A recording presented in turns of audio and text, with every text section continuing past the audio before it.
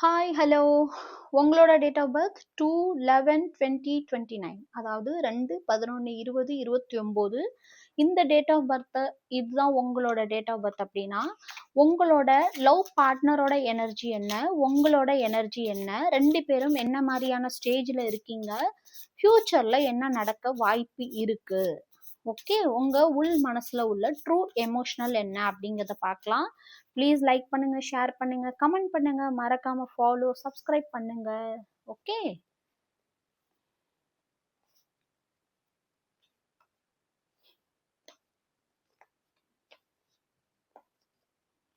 Okay நீங்களோ உங்க பார்ட்னரோ பயங்கரமா இந்த ரிலேஷன்ஷிப் ஒர்க் அவுட் ஆகணும்னு விஷ் பண்றீங்க.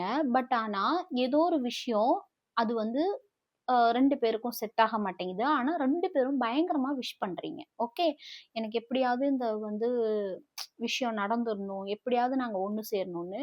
Lift you hanging, no closure, no contact, left on red.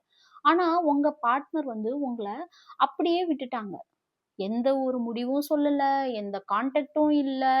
அப்படியே உங்கள அந்தரத்துல தொங்க விட்டுருவாங்கன்னு சொல்லுவாங்கல்ல. என்ன நடக்குதுன்னே தெரியாம உங்கள அப்படியே விட்டுட்டாங்க.